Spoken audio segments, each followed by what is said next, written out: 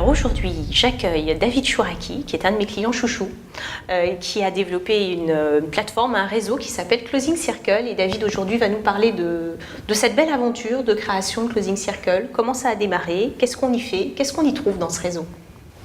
Alors Closing Circle, c'est né de mon expérience personnelle. Je travaillais auparavant pour un fonds de capital investissement, de private equity, où j'étais en charge en Europe d'origination et d'exécution de transactions. C'est-à-dire la recherche de nouvelles opportunités d'investissement et l'analyse de ces opportunités. Et j'ai réalisé que l'important, c'était le networking, la mise en relation, et que c'était un facteur clé de réussite des transactions. D'accord. Parallèlement à ça, comme vous tous, j'ai assisté au développement de réseaux sociaux comme Facebook ou LinkedIn, et j'ai pensé que les technologies de social media pouvaient être très utiles à ce secteur de l'investissement et du M&A.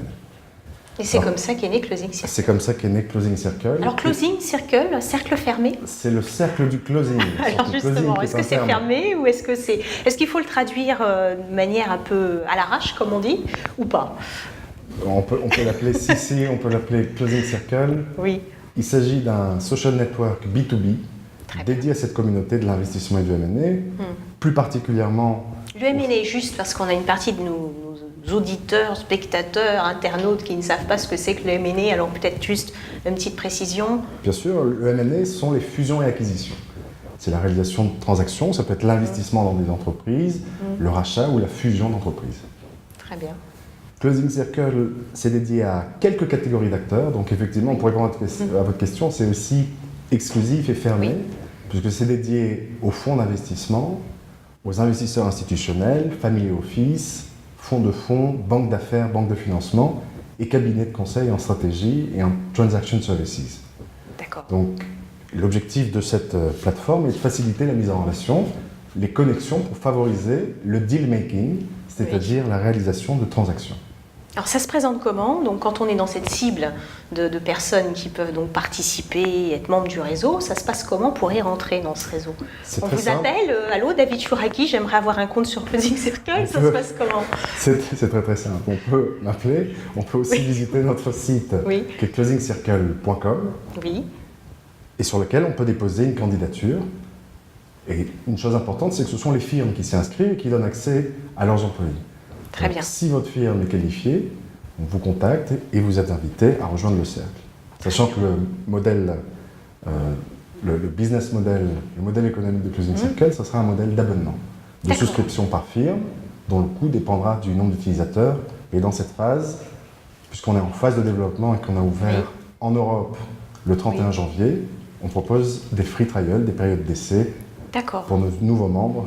Donc là, si on est intéressé, si je m'adresse aux internautes, si il y a des internautes intéressés par la dynamique, donc on va sur www.closingcircle.com, on se connecte, on demande, et puis si on répond aux critères, en gros, vous nous renvoyez un petit mot en disant c'est bon, rejoignez le cercle. Et on vous en gros, c'est ça. Exactement.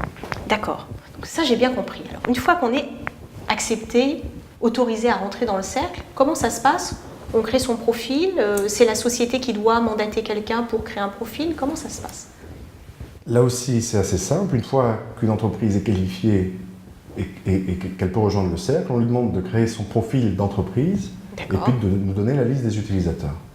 Une fois que les utilisateurs ensuite sont invités, ils peuvent bénéficier donc du service. Ça se présente un peu comme un LinkedIn, comme un réseau social avec 3 fonctionnalités clés. Une autour du networking, donc messagerie interne, contact management, ce qui vous permet, entre professionnels, de communiquer directement. Très bien. Une fonctionnalité autour de l'information, mais pertinente dans le métier, c'est-à-dire dédiée autour du deal. Et pour chaque catégorie d'acteurs, on a des informations spécifiques et des moteurs de recherche spécifiques. Et la 3e fonctionnalité, il s'agit d'un module interactif de news qu'on appelle Closing News, et qui permet à chaque firme d'informer sur ses transactions récentes et levées de fonds. Pour à la fois promouvoir son activité. Exactement, c'est très rapide. C'est rapide, c'est interactif, donc on peut avoir accès à des informations très rapidement, dans une dynamique très sécurisée, j'imagine, puisqu'on est dans un secteur qui est un peu touchy, on va dire, du point de vue de la sécurité des informations. Donc ça aussi, ça fait partie des éléments qui sont des éléments sur lesquels vous avez énormément travaillé. On en avait un peu discuté auparavant, évidemment. Oui, alors ce qui est très important, c'est effectivement la sécurité. Ce qui est important, c'est que contrairement à des réseaux comme LinkedIn ou Facebook, on ne voit pas avec qui vous vous connectez et votre historique de connexion, puisque c'est un outil B2B et un outil de firme. Oui. Et le troisième élément, c'est que les informations que vous partagez, chaque firme est en contrôle de ces informations. Parmi les utilisateurs, il y a au moins une personne qui est désignée comme administrateur et qui peut modifier les informations de l'entreprise. Mais ça, qui modère aussi. Exactement, qui modère. Et ces informations sont entre les mains des firmes qui sont membres. C'est réellement un outil aussi de communication. On a voulu faire un outil pour que chaque firme puisse faire son propre marketing, promouvoir son activité, mais dans l'objectif de générer des opportunités d'affaires. Oui. Un outil qui soit un outil de recherche pour que les professionnels, les firmes se trouvent facilement, et un outil qui soit un outil aussi de news, mais interactif. Et après la phase dans Facebook du user-generated, où chaque personne génère lui-même ses informations, peut updater sur ses voyages ou ses activités personnelles. Ah oui, on peut quand même... Là, il s'agit d'un site firm-generated, voilà. Où chaque firme peut mettre à jour son profil et informer sur ses transactions récentes. Très bien. Donc, alors là, on a parlé de Closing Circle, de l'activité. En tant qu'entrepreneur, quelques conseils à nos internautes préférés qui voudraient se lancer dans l'activité et l'activité d'entrepreneuriat, mais aussi l'activité d'entrepreneuriat en rapport avec les réseaux sociaux, le online, etc. Ça se passe comment? Quels conseils donner? Parce qu'on a des contraintes techniques nécessaires. Comment ça fonctionne en termes de rétro-planning? Comment on s'en sort avec tous ces interlocuteurs techniques? Ce qui me semble... Moi, ça fait peu de temps que je suis dans le secteur du web, dans l'e-business. Parce que j'étais dans la finance. J'ai voulu plonger dans le web pour fournir un service utile à la communauté de la finance, dont j'ai identifié un besoin. Mais on apprend chaque jour, et chaque jour on se rend compte de ce qui marche, ce qui ne marche pas. Je crois qu'il y a une chose qui est essentielle, c'est la préparation en amont, avant le lancement d'un service web. Le web, c'est un territoire très large, très vaste, avec beaucoup d'opportunités, mais beaucoup d'acteurs et de nombreux services tous les jours. Alors la première chose, c'est l'idée. Oui, tout et l'idée, on ne doit pas se focaliser sur la nouveauté, sur l'innovation, sur la différence. On doit se focaliser sur la pertinence, sur l'utilité du service en fait. Sur la satisfaction d'un besoin. Et c'est essentiel que ce soit faire gagner de l'argent à ses membres, à ses clients, ou en faire économiser, leur procurer du plaisir. Il faut qu'il y ait un niveau d'utilité fort. Et c'est sur ça qu'on doit se concentrer. Cette idée, elle doit être aussi simple. Simple parce qu'elle doit être facile à réaliser. Dans le web, toute idée peut être... C'est le fast and simple dont on parle souvent chez Top. On dit toujours que ça doit être rapide et facile et simple. Exactement. Simple à réaliser, simple à énoncer, à communiquer, à être comprise par ses clients. Et puis plus elle est simple, plus elle est évolutive. Et on peut modifier aussi son produit, son service. Ça, c'est l'idée. Il y a une autre idée importante. Au-delà de l'idée, c'est d'avoir en soi ou avec soi la capacité, les compétences pour la réaliser. Oui. On ne peut pas se lancer dans une aventure sans avoir les armes, une arme, que ce soit bien de nous, de nos équipes, d'employés, de partenaires, d'investisseurs. Mais il faut qu'on ait cette capacité à pouvoir tirer son épingle du jeu. Il ne suffit pas que l'idée soit bonne, il suffit qu'on puisse la mettre en œuvre. Et surtout que la concurrence est rude dans le secteur. Tout le monde y va de sa nouvelle idée, forcément magnifique sur le réseau. On travaille énormément sur, à titre personnel, dans la dynamique, vous savez très bien David, sur la dynamique des réseaux sociaux. Et c'est vrai que tout le monde y va de son nouveau réseau. Et en fait, on voit bien que ce qui va créer la différence, c'est effectivement ce que vous disiez qui est très juste, c'est la notion d'utilité. Est-ce que c'est utile aux membres? Parce que si ce n'est pas utile aux membres, eh bien, en fait, le réseau, il meurt tout simplement. Donc, effectivement, c'est important ce point-là.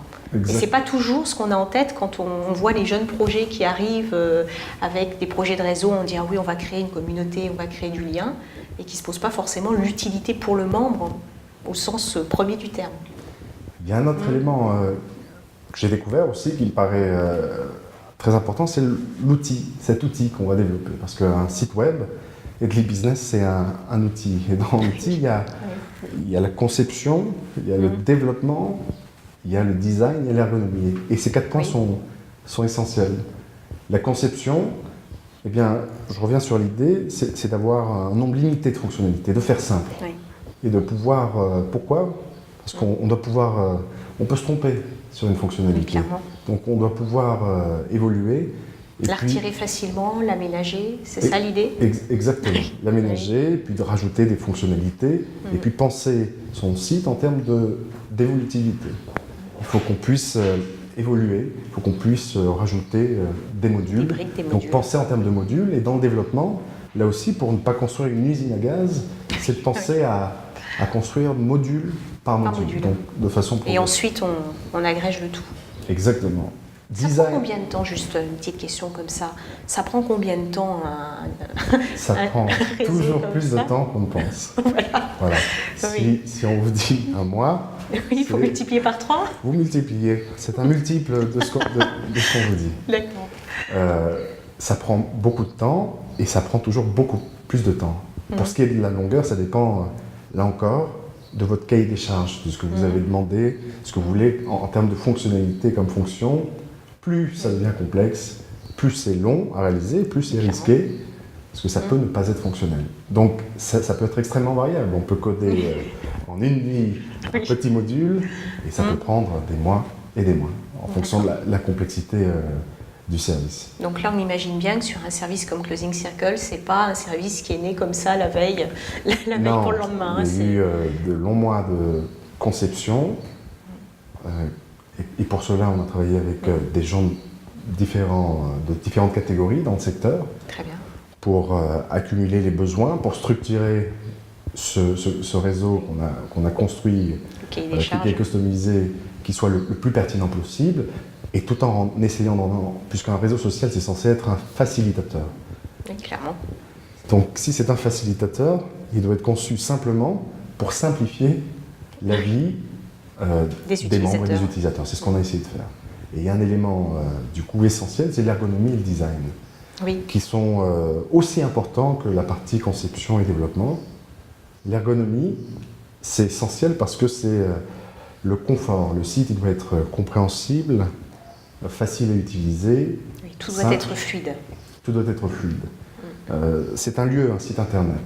Donc, pour s'y sentir bien, il faut que ce soit confortable. Et puis le design, ça doit être aussi attractif. C'est un différenciant, un élément différenciateur très important. Il faut que ce soit attractif. C'est la vitrine. Exactement, c'est la vitrine. Et la première apparence compte. Oui. Et c'est le cas d'ailleurs dans de nombreux domaines. Tout domaine, malheureusement, ou heureusement.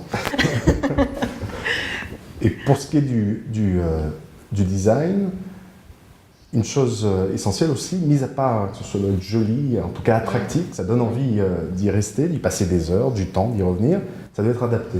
On ne peut pas faire le même design pour un site sur les seniors, pour les femmes, pour les hommes, pour le jeu, pour le professionnel. Et le positionnement stratégique, il doit se refléter aussi sur le design. Donc c'est une vraie réflexion et qu'on ne peut pas faire à la va-vite. On peut avoir une idée géniale, un outil génial, et si c'est mal représenté, parce qu'au final l'utilisateur ne voit que l'interface, c'est raté. Il ne voit pas ce qu'il y a derrière. Voilà, en tout cas, il le sent, si c'est bien fait. Oui. Mais voilà, c'est un petit peu comme quand on voit une danseuse, on doit voir la beauté du geste et pas la technique. Enfin, c'est un peu ça. En fait, Closing Circle, on voit que ça fonctionne, mais on ne voit pas tout le travail derrière, en fait. C'est un peu ça. Et c'est ça l'important, c'est qu'on se rende compte que plus un service paraît simple, et plus un service paraît simple, mieux c'est. Mieux c'est, mais c'est aussi plus c'est de travail en amont. Plus c'est de travail en amont. Mais l'ergonomie, encore une fois, et le design sont réellement essentiels. Et c'est aussi un métier. C'est un métier qui se développe. Et il faut travailler avec des ergonomes, avec des designers pour optimiser. Et pour revenir à l'idée, plus l'idée est simple, plus les fonctionnalités sont simples, plus l'ergonomie va être simple à mettre en œuvre aussi. Donc c'est la simplicité. On va la retrouver de bout en bout. Pour un entrepreneur qui commence, il doit la rechercher à chaque étape.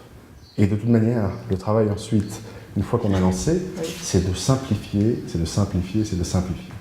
Donc en gros, on pourrait terminer là-dessus. C'est le conseil du jour, et c'est un conseil précieux, qu'effectivement on a toujours tendance à vouloir faire un peu trop compliqué quand on démarre les activités, quand on veut créer un nouveau produit, surtout online. On imagine tout de suite effectivement l'usine à gaz. Ben non, simplifier, simplifier, simplifier. L'utilisateur le ressentira, on va voir ça. À très bientôt David, merci encore d'être venu. À bientôt Michel. À bientôt.